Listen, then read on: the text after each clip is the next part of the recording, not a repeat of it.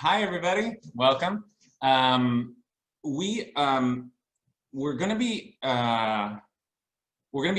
dealing with. If you saw any of the promo for this, we're going to be dealing tonight with a concept, a major philosophical concept. And I've been selling this journey through Maimonides as the thing that you should read before the high holidays. If you read anything, you should read this. This is the central text on the concept of tshuva, of return, repentance, repair, all those things. Tshuva, which is this movement towards rectification that is at the center of all of our work over Rosh Hashanah and Yom Kippur. And we so we're going chapter by chapter here through Maimonides' classic work, and we spent the first chapter sort of surprised to see that confession was really front and center at the outset, and then we moved into Maimonides' definitions of tshuva. What constitutes real tshuva, real repentance? Then we last week spent time thinking about how it is that we can determine who is good and who is bad. Are we good or bad, righteous or wicked? Is such a thing possible at all?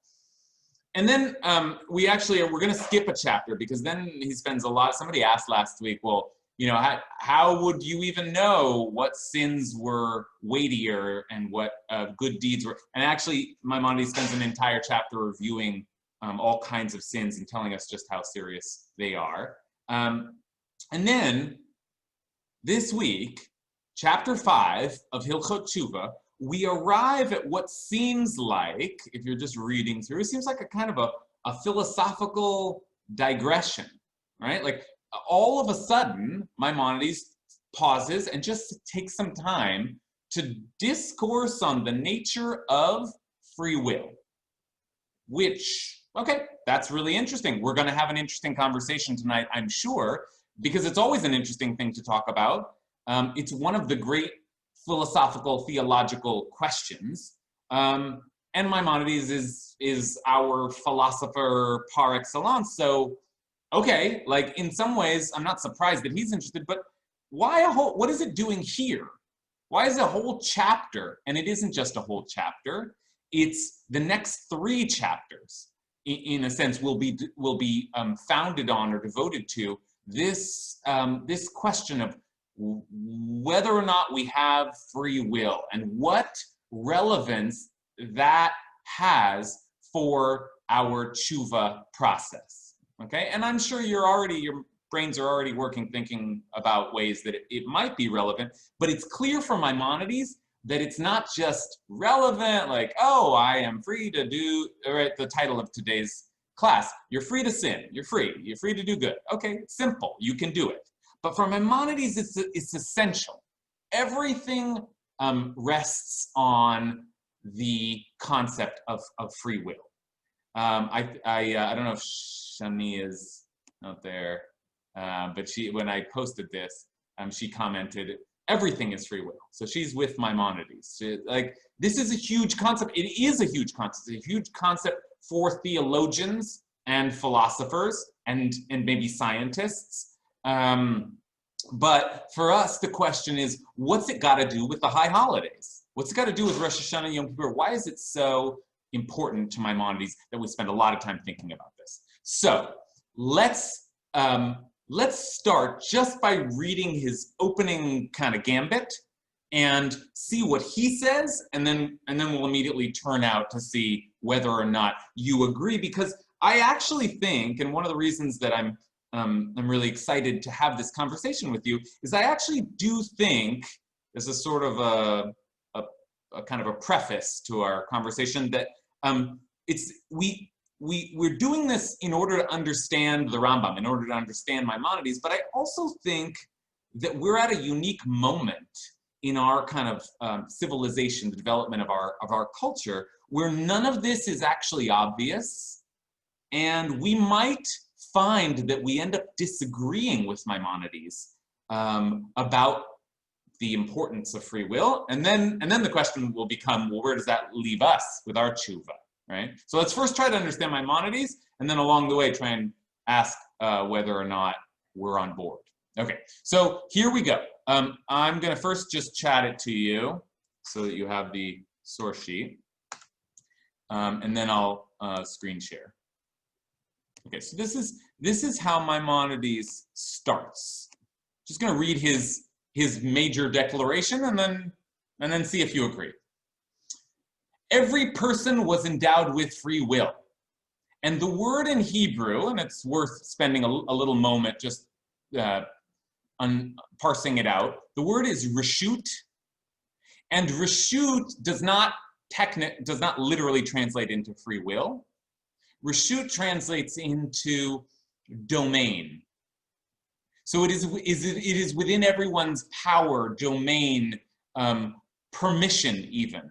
Like, it's a little bit of a funny word. You are given reshut, right? So it is the word in rabbinic literature that stands in for and clearly is used the same way that we in English or in the philosophical tradition speak about free will, but the word in Hebrew is reshut, okay? So we might have translated it as free choice or permission to do what they want. Okay, so that's just in terms of definition. But of course, back to the Rambam here. Every person was endowed with free will. So if one desires to turn oneself towards the good and become a righteous person, it is within one's power to do so. Strong statements here. If you want to become good, you can. And if one desires to turn oneself towards the evil and become a wicked person, it is within one's power to do so. And so it is written in the Torah. And here, Maimonides takes us back to Genesis, to the Garden of Eden. When, as Adam and Eve are being kicked out, God turns to God's self and says, behold, the person, the person has become like one of us, knowing good and evil. As if to say, and this is Maimonides' gloss on this, as if to say, behold, this species, humanity, stands alone in the world. We ate from the tree of knowledge. Right? We stand alone in the world, and there's no other species like it. And that is why humans can, through their own reason and thought, b'dato uv'machshavato, they can come to know the good and the evil and to do whatever they desire, and no one can stop them from either doing good or evil. And since that is so, Adam and Eve are sent out of the garden, lest he put forth his hand and take also from the tree of life and eat and live forever. I almost deleted this last part because it takes us into a whole narrative speculation, but it is fascinating, this moment in which the power to know good and evil and maybe do good and evil, as the Rambam says, is considered divine and maybe scary to God. Okay, so that's like it's a footnote, but it's an important footnote. But I want to turn to you and just ask, do you agree with this? It's a very simple question in some ways. Do you think that we have free will? Do people have free will? That in some ways has to be our starting question, right? And as Maimonides asked it, the meaning of that question is, you can become a good person or you can become a bad person. That's up to you. So what do you think? Let's just start here. Do we have free will? Is it obvious that we do? Is it obvious that we don't? Is it complicated? What do you think? Let's start our conversation. Who will be our first daring soul? Allison. So, just to start us off, I mean, I think it would be difficult to make the argument that there is no such thing as free will, right? We live in a world where we cultivate different things. Like most of us have higher education. We know that free will is there, like we have discipline. But I think that there are limits on the extent to which we have free will. I don't know that you can actually decide who you want to be or what you want to become indefinitely. I think, you know, some people might decide I want to be a doctor, but they can't. Like maybe there are things inherent to a person's self, their soul, their personality that just can't be changed, and maybe there's a limit to the choices we have. Okay, this is an interesting and a very, very helpful, thank you, Allison, very helpful opening. Because as Allison puts it, it's obvious, everybody knows, and in a sense, she's with Maimonides, it's clear we have free will. That, I think, needs to be justified, because it is a debate, but even as Allison, so I want to hear you elaborate on that, the rest of you. Why is it obvious? I just saw someone in the chat say, for sure, it's obvious. Yes, absolutely. Why is it obvious? And then even Allison, to whom it is obvious, says, but it's not, as Maimonides says, free will means you can become whatever you want. That's starting to get very bold. Is that so? So what is free will? What do we mean by having free will? Okay, I'm starting to see some hands. Elizabeth? So yeah, I agree. If we didn't believe that we had free will, then the whole preparation for high holidays would really be moot, right? Because that's what we're talking about here. We're talking about, we have had the opportunity to choose how we behave. And if we didn't have that, then what would be the point of talking about as we move forth and prepare ourselves for the days of awe? You know, we would just sit back and say, well, I don't have free will, and whatever's going to happen is going to happen. And, you know, so you have to have a modicum of ability to decide what direction you're going to go. So, okay, so this is very keen. Elizabeth, in some ways, is taking us a ways down the road. We're going to get here eventually, but it's been said already. So let's say it clearly. This is why Maimonides is talking about this. Exactly what Elizabeth is saying is that there's no point to doing all of this work and thinking, what do we do right and what do we do wrong if we never had any choice in the matter, right? Let's be clear, that's what's at stake. That's what's critical here. But having affirmed that very wise statement, I will now also say to Elizabeth, that's not really an argument though. I mean, it's true, it's important. It's the reason that it's here. But that isn't, just because all of our work would be meaningless without free will, doesn't mean that we have it. Maybe all of our work is meaningless, right? So let's keep trying to actually justify. I'm not even sure Maimonides ever justifies it, so it's okay if we can't, but let's keep trying. I'm gonna circle around to Jonathan and then Hal. If I were to design an experiment to determine whether people have free will, I would put a person in the exact same situation multiple times and see whether they respond the same way every time. That's impossible, right? We can't do that. So we can't experimentally test whether people have free will. And part of the reason that we can't do that is because once you've been through the experiment once, you already have the memory of that. So something has already changed. I don't think it's objectively possible to determine whether or not we have free will, but we certainly have the ability to learn, to adapt, to improve, and to react differently to similar circumstances in sequence.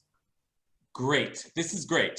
Jonathan gives us some kind of real working definition or heuristic at least, and tells us that if in this, sort of theoretical experiment, if we were put in the same situation again and again and again, and we just did the same thing over and over and over, well, then we're just operating on instinct, or we're just automatons, or we're just programmed.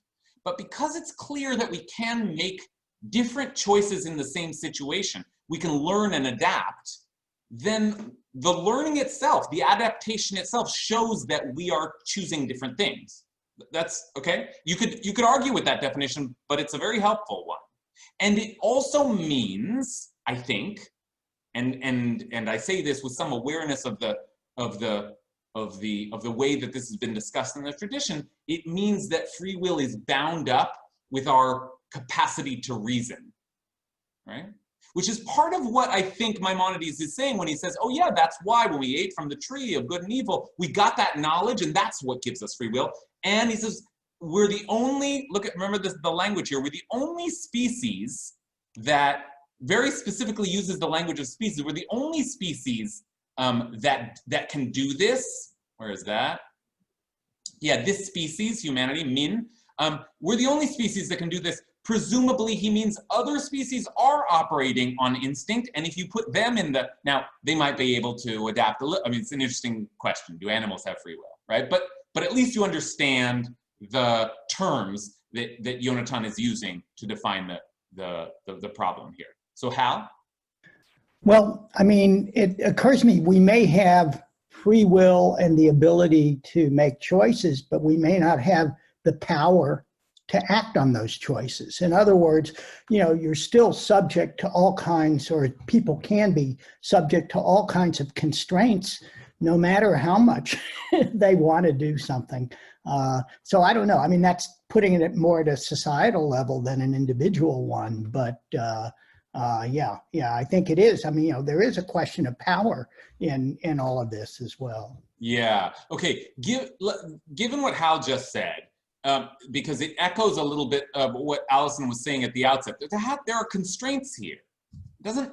Sure, we might say we choose. Yeah, that sounds right. Of course, I choose things all the time, but could I really choose to become anything, to do anything, to become good, to become evil? Let me just give you the next piece in Maimonides here, because here Maimonides really makes the case, like really pushes back against what Hal and Allison are saying. So just take a look at this next piece, and then we'll turn it back to the group to process further. But Maimonides then says, oh, and by the way, if you disagree with Maimonides, as usual, he's got some choice words for you. Do not let it, it's one of the fun things about reading Maimonides is that he's not afraid to be rude. Do not let it cross your mind that thing with which the idiots of other nations say, unless you think he's only insulting the Goyim, along with most of the fools in Israel say, that the Holy Blessed One decrees at the very embryonic state of every person, whether this one will be righteous or wicked. Don't think that. There is some notion out there that we're always going to be who we're, like from the very formation of our embryo, from the very moment of our creation, we're destined to be a certain thing. Don't think that, you idiot. The matter is not so. Every person is, and here's the language, very strong language. Every person is capable of being as righteous as Moses, our master, or as wicked as Jeroboam, I don't know how to pronounce it in English, wise or foolish, merciful or cruel, stingy or generous. All of these traits, anyone can become anything, and so with all the other tendencies. There is no one who forces things upon a person or decrees, sorry, that's my translation, and I think it grammatically wrong. No one who forces things on a person or decrees things against a person, either to pull someone one way or the other, but the individual alone from their own inner consciousness turns to whichever path they wish. So now, wow, the case is getting really strong. Maimonides says you can become wise or you can become foolish. You can become generous or you can become stingy. You can become merciful or you can become cruel. That's all up to you. That's a lot. So let's start considering, do we agree with that? And what do we think about Hal and Allison's cautionaries that no, you can't just unboundedly become, I'm going to become a brilliant and kind person. Well, that might not, is that really within my power? Okay, gonna keep circling around here. Payam? We have micro free will, not macro free will.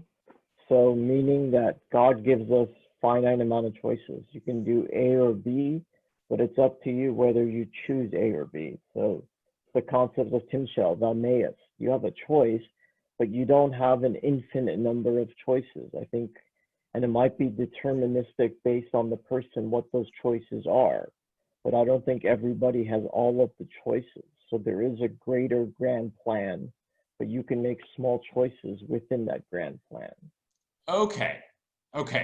This is interesting. I think Payam, who I encouraged to come tonight because I knew this is right. Payam's a real philosopher, so this is right up his alley. And also he's already mentioned his favorite verse in the Torah, which we'll eventually see. But Payam says, in some ways, also I think echoes what Hal was saying, although a different version of it.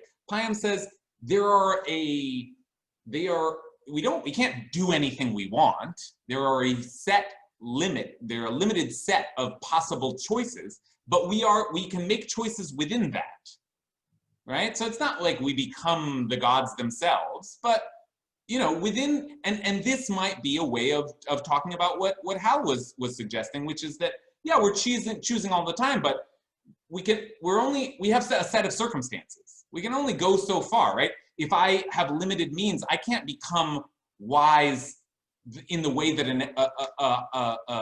an education requires if I can't pay for it. But maybe then what we're talking about is you have the choice within your constrained set, and that's where you're choosing, and that's what's relevant here is, and just with the one eye towards where we're headed, tshuva. So okay, so then maybe we can evaluate not whether you became Moses or Yeravam, but whether you became, right, Zusha, whether you became the best you could be within your limited set of circumstances. Okay, let's see. NC Kranzfire. Hello. Is this Hi. working? I guess it seems like there's two sort of questions. One of them is if we have free will, to what extent does it go? And the other question is, do we have free will, period? And I guess I kind of see it as like almost like an asymptotal function. I'm not a mathematician, but like a set of properties that just doesn't return values for certain questions. So we can talk about like the choices that we make, how much of that choice is really ours versus how much of it is already decided by circumstances. But kind of the last few words of that question of like, are you able to make any choice ever that's really your own and not just what you would have done anyway? That's kind of like trying to divide 0 by 0. Like it just doesn't return anything because you're kind of trying to hack a system that isn't built to answer that question. Yeah. I think, thank you. I think that's right. I think let's be clear. The reason that this is a vexing question is because part of what we're asking is, yeah, I know you made a choice. I chose what I ate for breakfast this morning, but did I really choose it? Like what, maybe I was destined to choose that for breakfast. Or maybe I was influenced by my culture to choose that for breakfast, right? Like, okay, yeah, you feel like you choose, but what does that actually mean? Did you really choose that just because you think you did? Okay, so yeah, that's part of what's so difficult. Rachel, finish.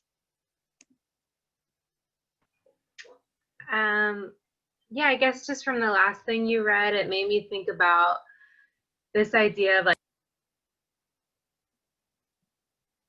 like from my experience, the more that I water certain thoughts or hang around certain people, like whatever that is that I water just starts to grow. And it can make me a negative person or it can make me a positive person.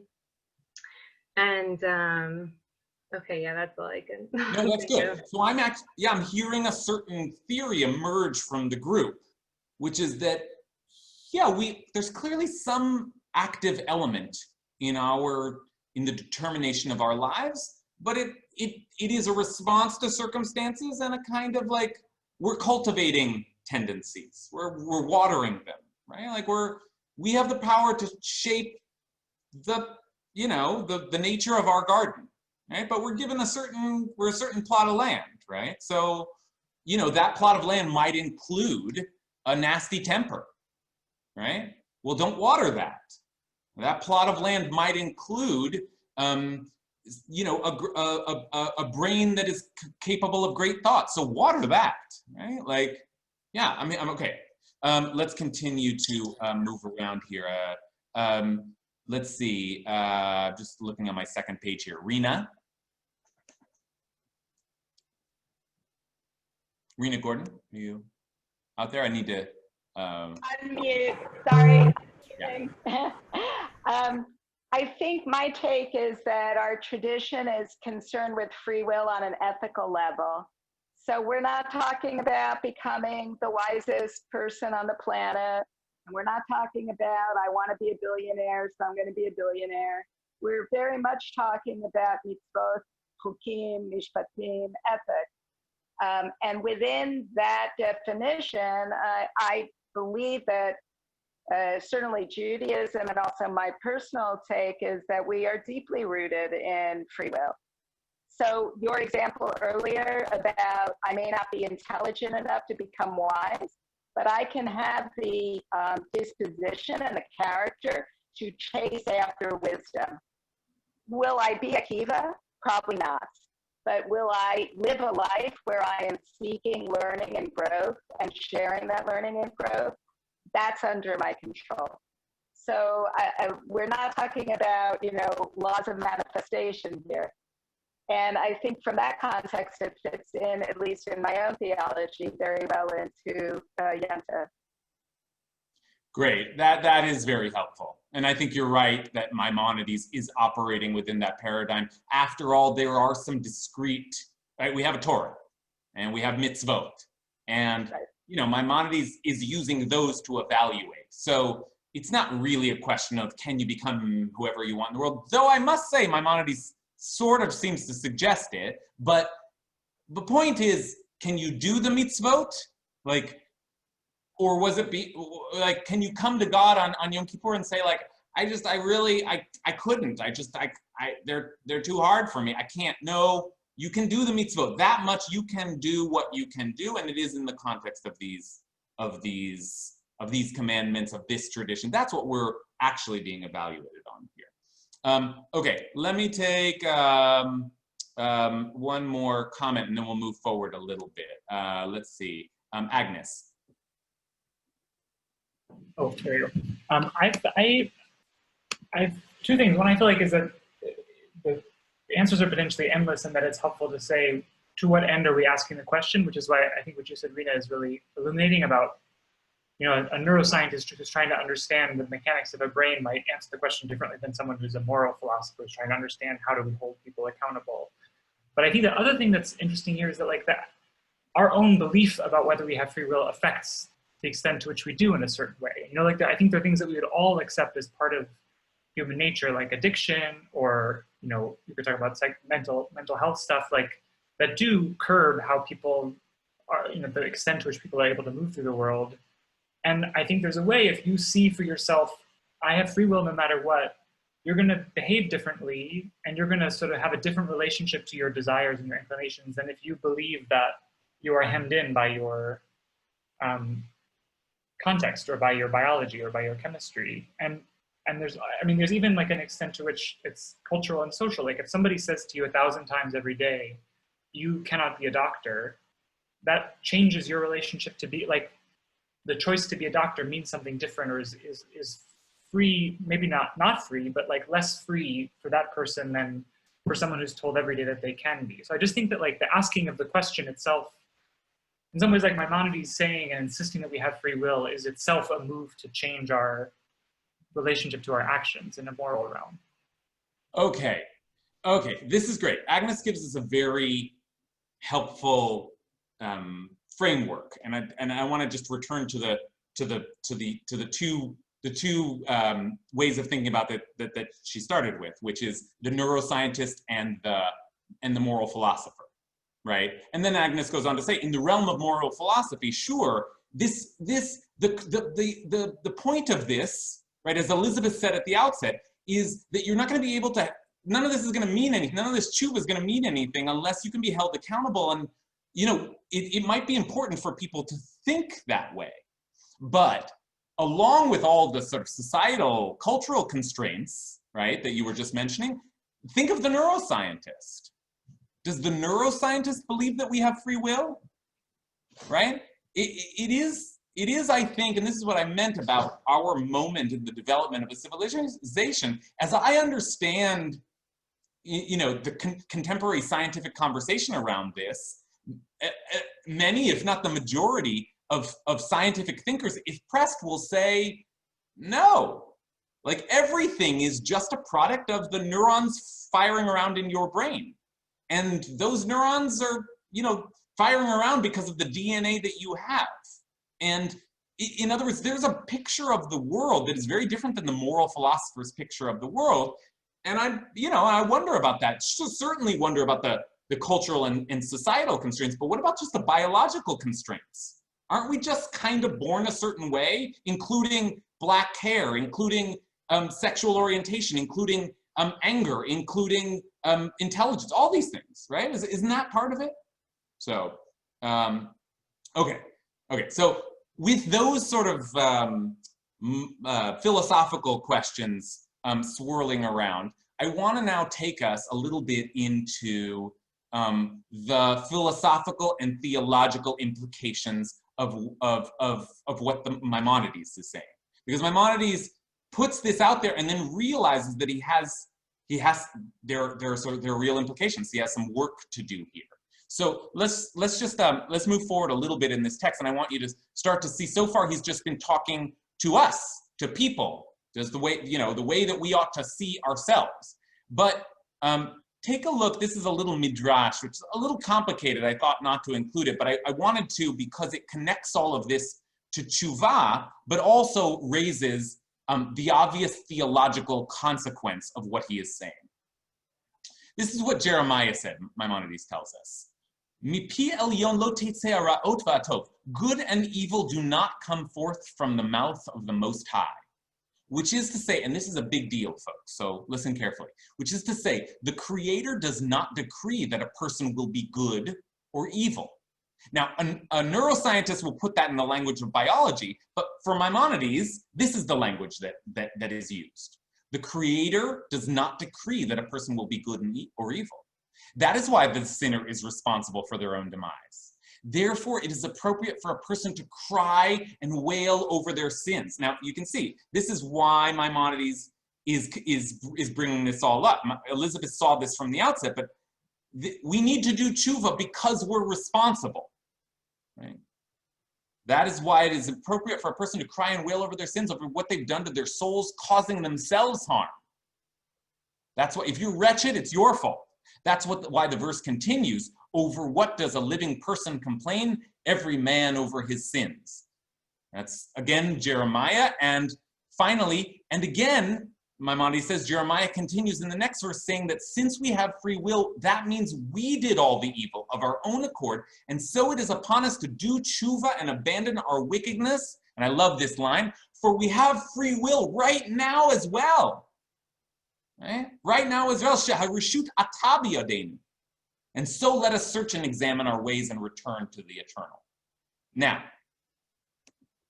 Maimonides is hinting at what is the major theological problem here, which is that if we really have free will, then God does not determine what we do, right? So we're responsible. We're responsible. God does not determine what we do. Okay, and that is, I think, well, I want to turn it out to the group. What about the idea that God's in charge theologically, but more in the language of our culture, what about the idea that we are predetermined, we are determined, we are a set of neurological impulses and atoms and the chemicals swirling around in our bodies that produce who we are, okay? Love to hear thoughts on that. Let's see, I'm gonna turn to people who have had their hands up, and so pardon me if I've passed your question, I'm now calling on you, but Alexandra, I saw your hand up before. So I like working definitions for things, and I think there's a definition of truth, that truth is a measure of efficacy. And so, like, what is more effective to believe? And I think Agnes was saying this, that it is more effective to believe that we have free will, and particularly when we put it in the context of our relationship with God, because then we, so this is my personal belief, and how I try to live is like that God can't help us unless we ask, because doing so interferes with our free will. And so that helps me to connect with God as a tool for personal transformation. and to use God in order to do tshuva, to hopefully do tshuva and hopefully become a better person. But me believing that I have the free will is what connects me to that and strengthens my connection to God in that way. Okay, that's an interesting theory, right? In some ways does build on what Agnes was saying.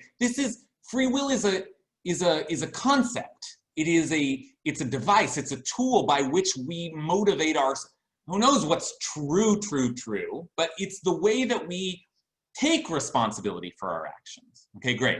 Now, I think there's only room to call on, I want to make sure I call on people, but I think the Hal hand is now a Kathy hand. Is that right? Okay, so then Kathy.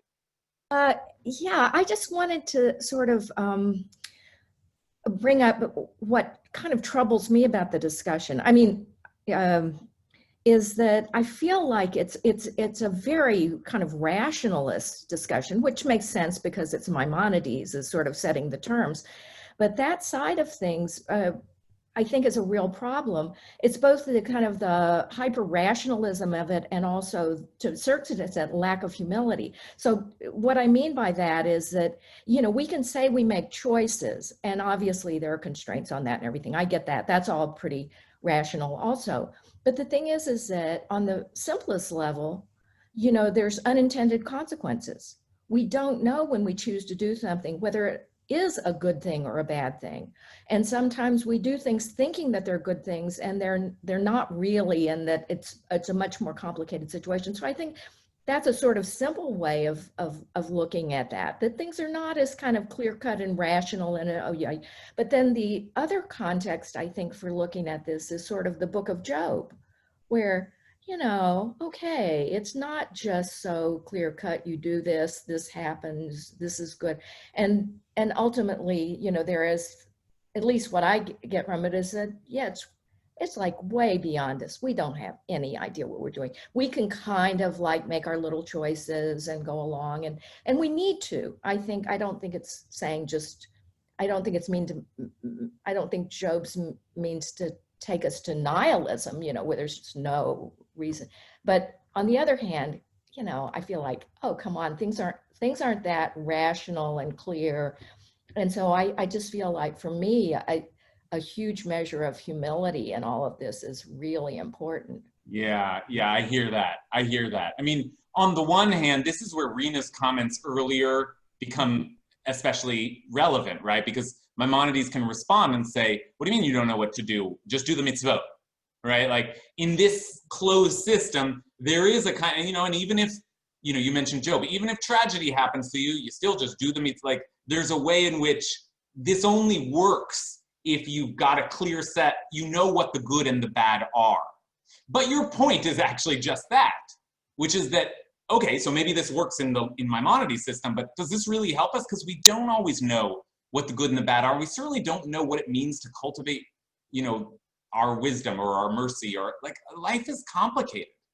And it's the decisions we're making, I mean, you know, who among us feels that we're always clear what the right and the wrong decision before us is, right? So, yeah, I hear Kathy saying, does even if we had free will in these very rational, like technical terms, does that really solve the problem of you doing good in the world, right? Yeah, and I'm not, yeah.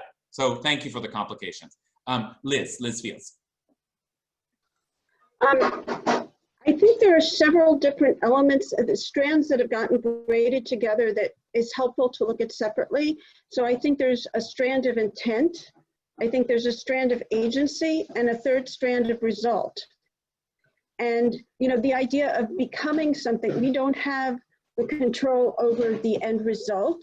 We have control over the intent and, you know, just to address what Kathy was saying, that there are times where it's murky and we don't know, you know, what's actually good and what's actually evil. But if we have that intent to do good versus an intent to do bad and be able to take the steps, you know, have the agency to move forward in the direction that we actually believe is right, those unintended consequences fall in the strand of the result, which is really the one strand that's out of our control. So I kind of feel like if those first two work together, even if the consequence doesn't happen, it's unintended, it doesn't work, you're still good. You've still done what you're. Yeah, that's great. You know, I think what Liz is doing is very beautifully articulating one of the great statements on free will that is recorded in the Talmud, where it says that Hakol bidei shamayim, chutz mirat shamayim. Everything is in the hands of heaven. In other words, there are forces acting upon us all the time. We only have control of so much, except the one thing that is in our control is the fear of heaven, which means what we have control over is our attitude, our motivation, our relationship, our general, and Kathy's right, we might choose wrong, but did we try to choose right? Did we try to choose well? Did we do the best that we could within our, again, limited set of constraints here? Okay. I see, Donald. Okay, now. First of all, fascinating conversation. Liz got it before I had a chance to say it, but I agree completely. We can choose what we're going to do, an act that we're going to engage in, but there are many times where we have very little choice of what the consequence or the result of that decision is going to be. The other thing I was thinking about is with regard to free will. Much of ancient laws from our faith impacted the justice system today. And I think free will falls into that category because there have been, and will always be that defense attorney who says he or she is not guilty of robbing that bank. He's the product of a broken home. Well, we are responsible for our actions.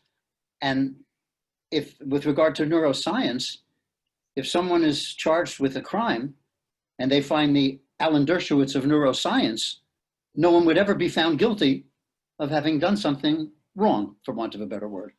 Okay, this is a very important point. This really, and I think Maimonides is with you, Donald. So let's just see a little bit the way I think Maimonides puts this, because indeed, and it comes from the same, we got power couples all over the place. It comes from the same corner here, which is that the whole thing becomes what Elizabeth said at the outset. The whole thing becomes meaningless if we don't have free will. And by the whole thing, I mean the whole thing, the whole system, everything. Take a look at the way that Maimonides puts it. First of all, we're not going to read through this one, but I just wanted you to hear the force of this language. V'davar zeh ikar gadol hu v'hu amud haTorah v'hamitzvah. This is a great and essential principle. Essential, that's our name, Ikar, right here. So imagine if they asked, like, oh, Rabbi Brous, what is the Ikar of Ikar? And she said, free will, that we have free will, right? Like, you don't think that sounds a little too philosophical. But for Maimonides, this is it. This is the essence of everything.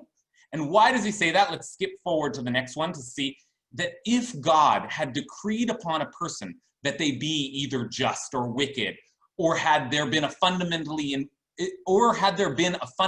inborn something to draw a person to either of the paths, or to any one branch of knowledge, or to a given tendency of the tendencies, meaning if you were destined to be wise or angry or whatever kind, or to particular act of all actions, if you were compelled by God or by nature, as the stupid astrologists contend, right? Then how did, that's classic Maimonides, then how did God command us through the prophets to do thus and not do such? Improve your ways and don't follow your, like, what is the point of we have a whole tradition of people telling us to do good things. What's the point of that when a person in their embryonic state already has a decree of their conduct issued, or their inborn nature draws them toward a given path of conduct from which they cannot deviate? And what need would there be for the Torah altogether? And here Don's description of the justice system, and what by law, and by what law and under what system of justice could the wicked be punished or the just rewarded? Shall not, and he quotes Abraham here, shall the judge of the whole earth not do justice? Is there no justice? Is there no meaning? Is there no Torah? None of this matters. Why ever accuse someone of a crime? So what do you think? I mean, is the racist just educated to be racist? Or maybe even biological, like, is the killer just abused as a child? Or maybe biologically, right? Like, what, one of the arguments that Maimonides is making here is that there's no such thing as justice without free will. And there's certainly no such thing as Torah. So, I don't know. What do you think of that? I'll circle around now to some folks who have spoken for. I don't think I see new hands. So, Yonatan? I think this is such an interesting and very timely aspect to this discussion, timely to the times we live in, to explore, like, is the law itself the way that we measure right? So this example, I think, of the bank robber is particularly compelling in my own way of seeing things. The people who wrote a lot of these laws were the ones doing the wrong, not the people who broke them, and just kind of how far we buy into concepts of what is good and what is evil because it makes our life so much easier. But maybe that's also part of the illusion of free will, is that actually deciphering what's good and what's evil is phenomenally difficult. Okay, thank you for saying it. It is possible to say, this is, as Alexander said before, this is a device, it's helpful, it shapes our behavior, but it's not true, right? It's not true, and actually you can't actually hold someone accountable. Yonatan said this in a more kind of nuanced way, but I just want to exaggerate the point. Like, maybe it's all, Maimonides is wrong. There isn't free will. We do have forces compelling us, and so you can't ever really be held accountable. David Aronson. We've been talking about the context in which we have free will, and I think we all agree that we can all make free choices, but they're all done within a context. And part of that context that's really now just been brought up is we live in a very judgmental world. That is, what I think is a good thing to do, somebody else may not think is a good thing to do. So then how can I say that I've made all these choices that are good when there are other judgments that would say they're not? And that you just expand that out and out and out, and it becomes very difficult to say whether any choice that we've made, even though we make it freely, is a good choice or a bad choice. At the time, hopefully, being judgmental about someone who means to be a good person, their choices are most often good. And then there's the consequences of the choice, which may not turn out to be good, even in the own mind of the person who made the good choice. So the judgmental part of the context in which we live in, the real question is whether we can change it. In the very first portion that we read, and I wrote this down, Maimonides says, no one can stop them from either doing good or evil. And that's because that person who's trying to stop them has a different judgment of what is good and evil, as we all do. You know, I'm fascinated by this thread of the conversation that that starts in a sense with Rena and flows through Kathy and Liz, and now David is giving us a new spin on it, which is this question of how Maimonides, how well Maimonides' propositions work outside of a very well-defined system of good actions and bad actions. Like, Maimonides doesn't live in the world that David lives in, or that the rest of us live in, because I agree with David, where we don't actually agree on what's good and what's bad, and what good motivations are, and what a good life is, and how can you decide for me what, you know, that. And even our laws, we speak of them as just sort of practical arrangements, because I don't want to get, you know, my car stolen, so we'll all, and you don't either, so we'll all just agree. But do we agree that I own property? No, we don't necessarily all agree, right? So it's actually very complicated. Like, I find that really interesting, that Maimonides' bold assertions here begin to dissolve once we get into, as Kathy put it, the kind of the messy realm of the world of judgment, as David just said. Right? It's really fascinating, really fascinating. I think I saw a new hand up there, Lee. Yeah, I would push back a little bit against the idea that his arguments about free will or his assertion that free will is real begins to dissolve if you look at certain moral aspects of the world. Because I mean, if I understood you correctly, you mentioned that he's really, for Maimonides, free will is sort of the ability to reason about your actions. Is that right?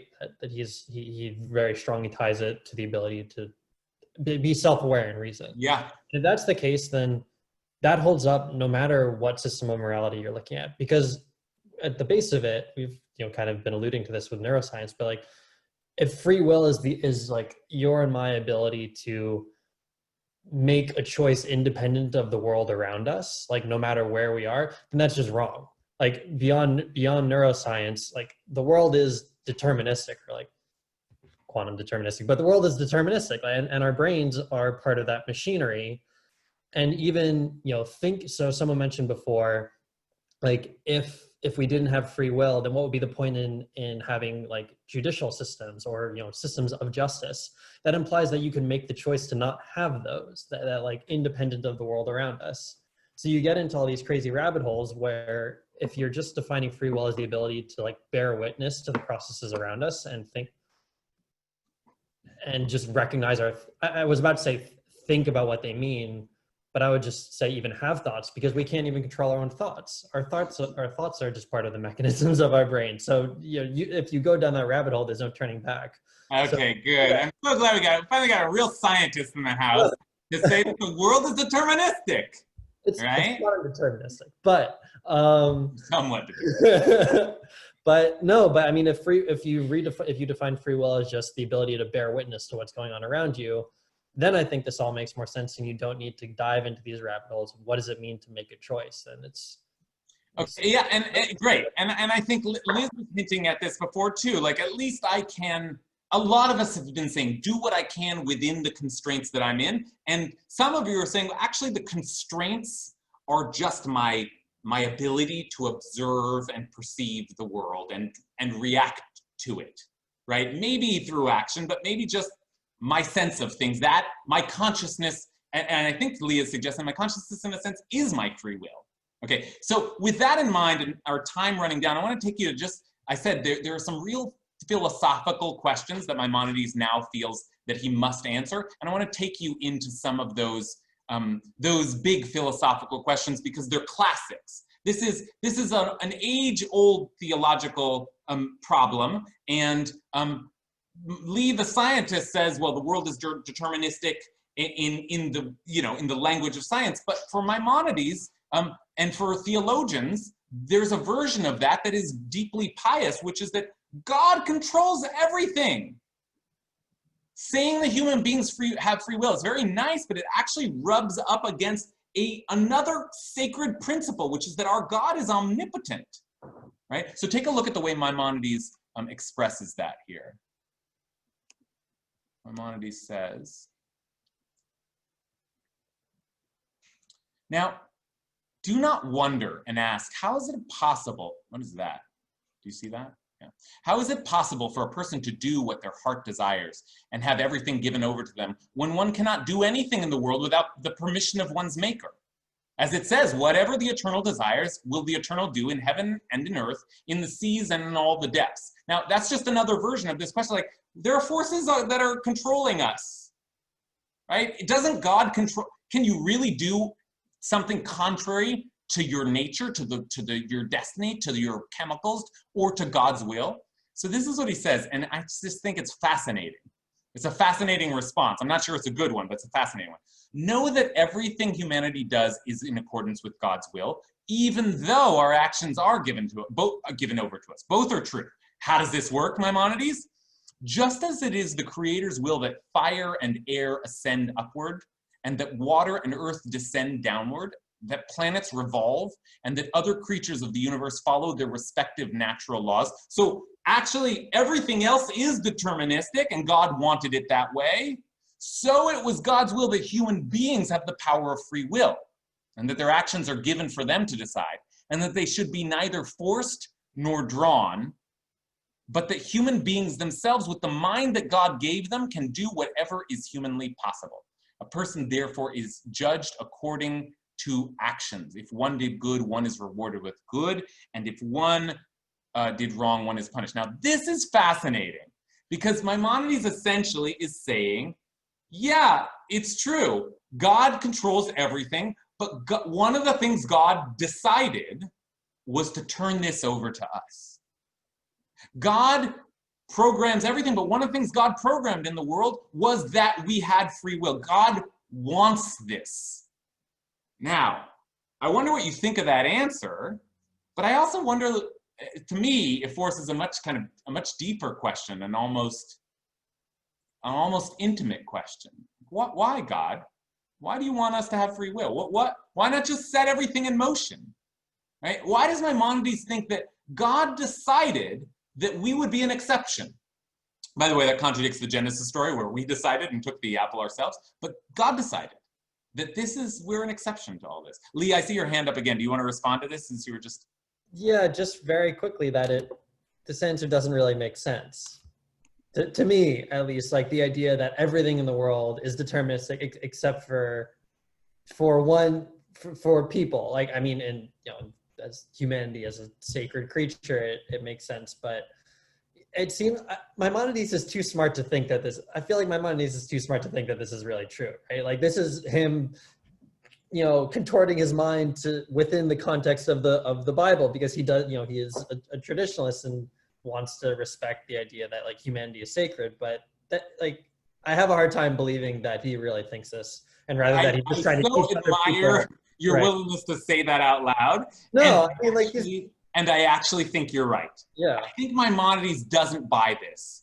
And the reason that great reading here. The reason I think Maimonides doesn't buy it is look at the next thing Maimonides says. Okay, Maimonides said there's a problem. We have free will, but God controls everything. But there's another way to state the problem. It's actually a more sophisticated way to state the problem, philosophical problem, which is that not that God is omnipotent, but that God is omniscient. In other words, if we believe that God knows everything and God sees everything and God, right? If God knows what will happen, then we cannot choose otherwise. Do we really want to say that God has no idea what's going to happen? Is that, and you might, by the way, you might have a different conception of God, but Maimonides is obsessed with a perfect God that knows everything. So now he deals with that version of the question, and look at what he says in response. And Lee is really right on point here. So just check this out. We'll close with this.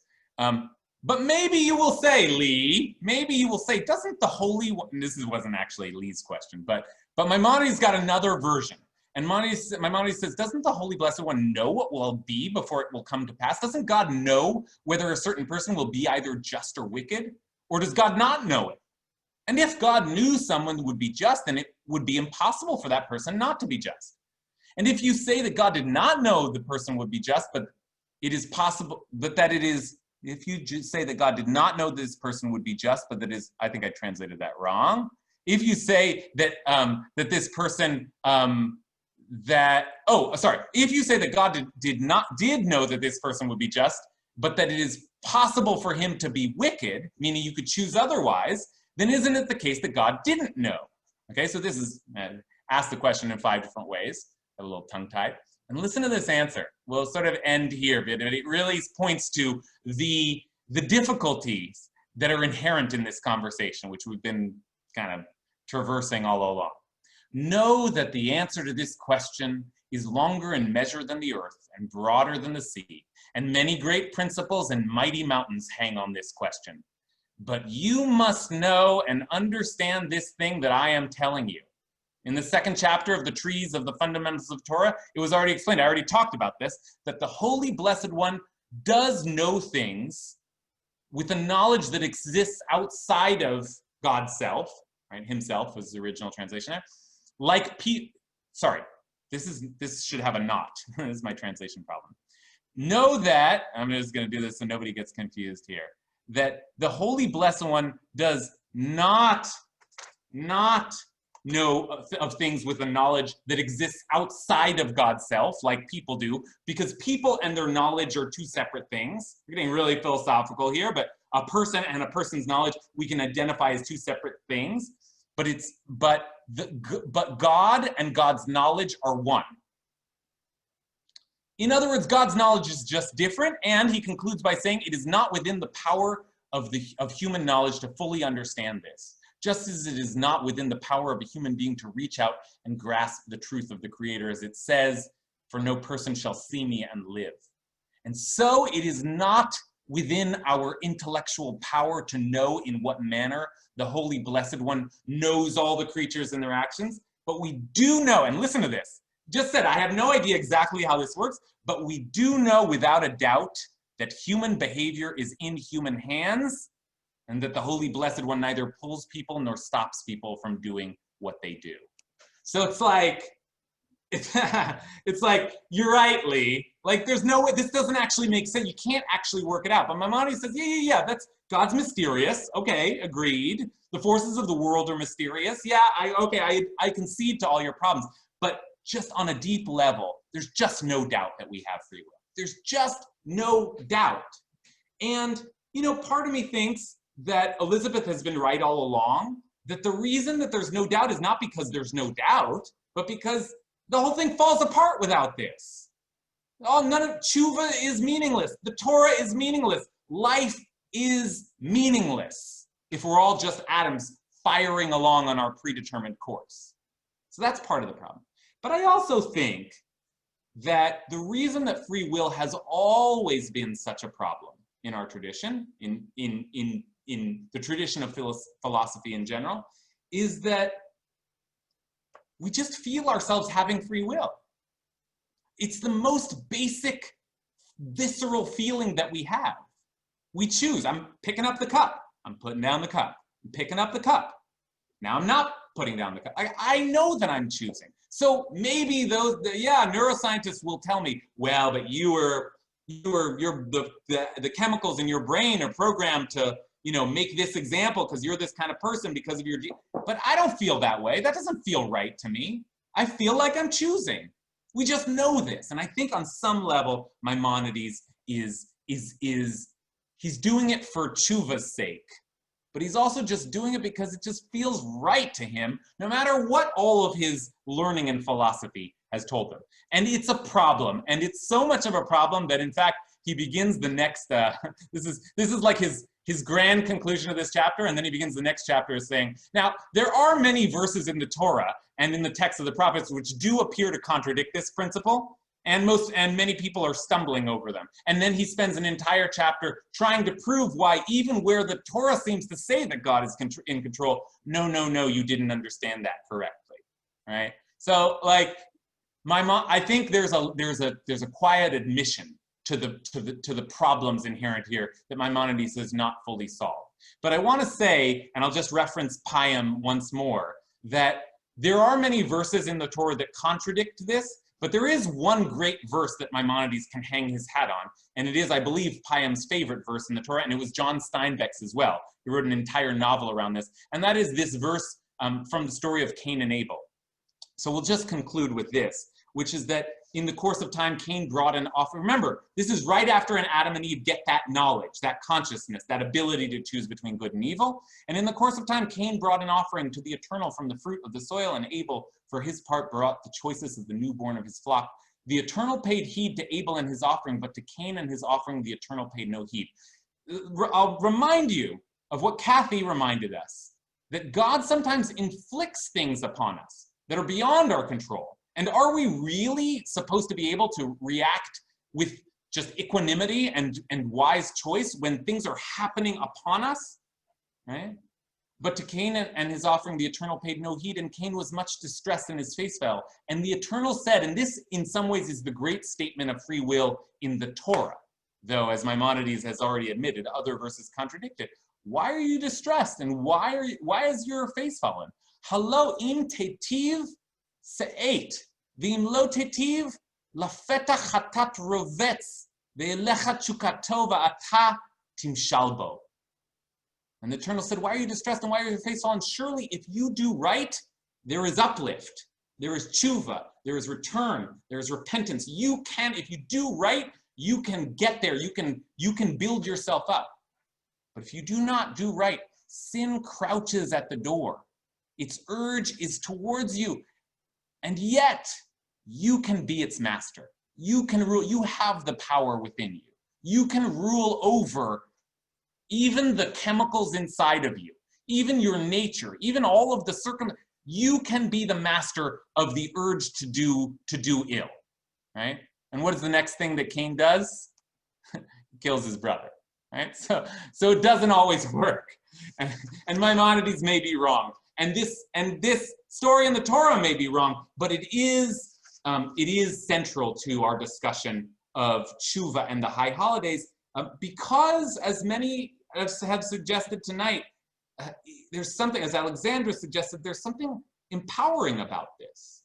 We need to believe that we have free will. We need to believe that we have some control over things so that we can believe that we can change our lives.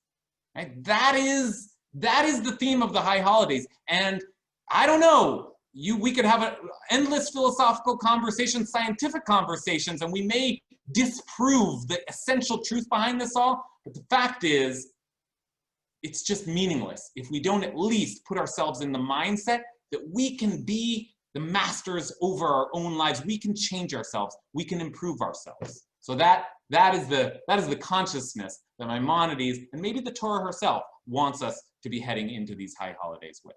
Okay, so we'll do one more session next week and then close out this series. Thank you for your brilliance tonight. Really great learning with you. Bye, everyone.